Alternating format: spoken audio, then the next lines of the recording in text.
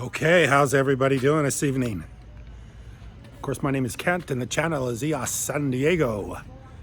And we are the developers of the challenge application. We have come out with challenge number 5. So that's up and usable right now. In fact, we're getting a lot of good feedback on challenge 5, which is the 5th version of our challenge application. Downloadable in the Google Play Store, Google Play, I believe is what they say, what they call it.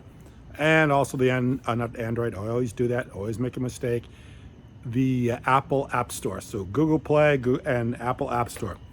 And you download it by simply typing in Challenge EOS. You can get the latest version of the challenge application, Challenge 5. There's a lot of good stuff on there. There's a geolocation, and of course there's also a challenge where you can make a challenge without using geo, without location, but just make a challenge for somebody to do something. It's pretty cool. And there's also a spinnable wheel where you can go on every single day and spin the wheel. And I do it every day myself. And so far, the best I've done is I've won 1 challenge token. But there is the opportunity to win 1 million challenge tokens. So if you want to just download the application, just to spin the wheel every day and test your luck and see if you hit the lucky number, the 1 million challenge tokens, you can do that. I don't know if I win a million challenge tokens, if I should let you know that or not. But anyway, it's available. So if you want to win 1 million tokens for just simply spinning the wheel, collecting, I think what you have to do is you have to collect your ticket, which is just a simple collect the ticket and then spin the wheel.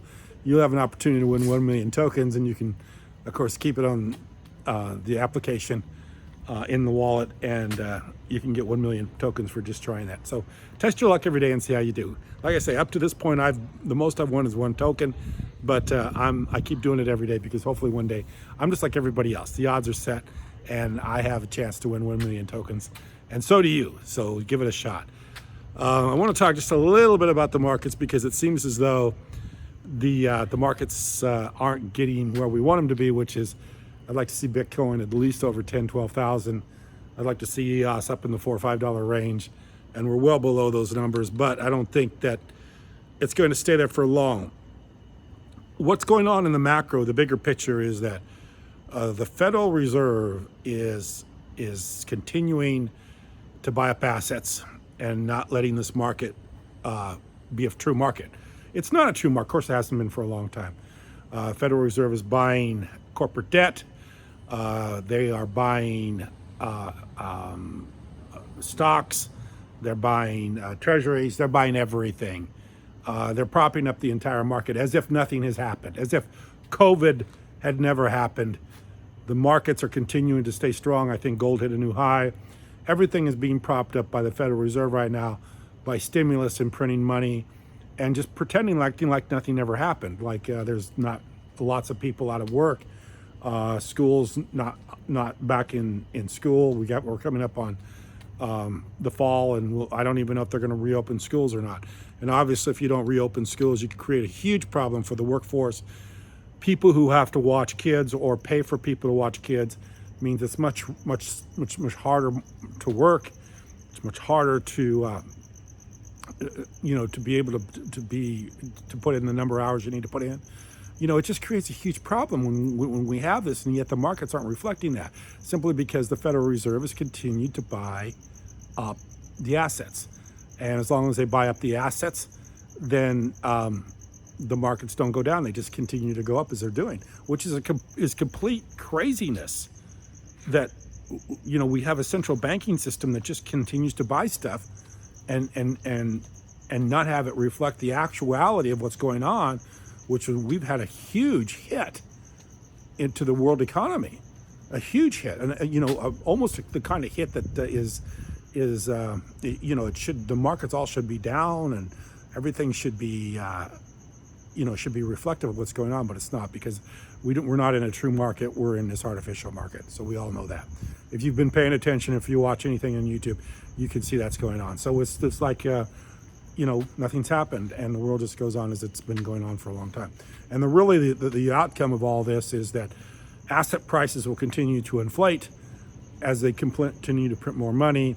There'll be a greater difference between people that have assets, people that don't. So the wealth to poverty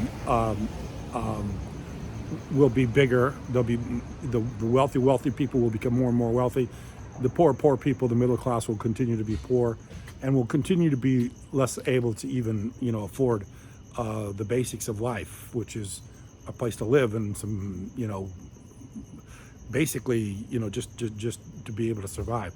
That's going to the difference between the two classes is going to be greater and greater. And that's what the Fed is doing. It's propping up the higher end, the people, the very, very wealthy, and of course the people that have less, they're getting to be more and more poor. That's exactly what's happening, and that's what's continuing to happen, and that's what's going to happen for as long as they do that, to continue to prop up these markets. You're going to continue to have a bigger difference between the rich and poor, and that's what's been going on for a long time.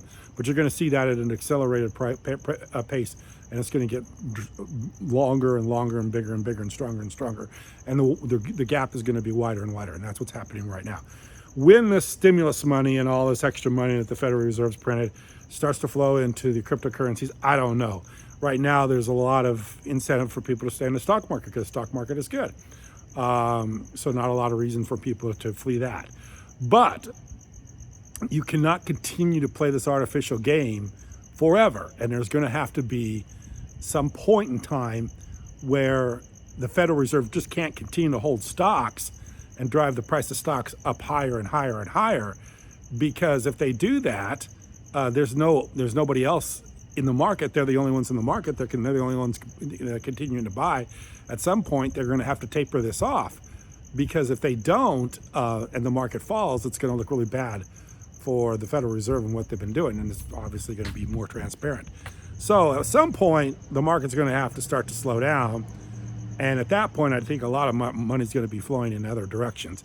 Hopefully, one would be cryptocurrency. And I think cryptocurrencies will start to see that hopefully very soon, maybe after the election. I don't know. I mean, maybe this will continue to go on until the election, and maybe after the election, this will start to change directions. I do think Bitcoin is an excellent place to be. And of course, we are developers on the EOS blockchain, so we always support the EOS blockchain. But I think Bitcoin's definitely a good place to be, a good hedge in inflation, because I think you are going to see some massive inflation if this trend continues with the Federal Reserve continuing to prop up the asset markets. Because the more they prop these asset markets up and the less affordable they become, the harder it is for them to maintain these incredibly higher and higher and higher and higher asset prices. The more it's going to, the divide is going to grow, which means people won't be able to afford these things. So eventually the price is going to have to come down, or there's going to be a massive amount, or there is, and going to be even more and more inflation.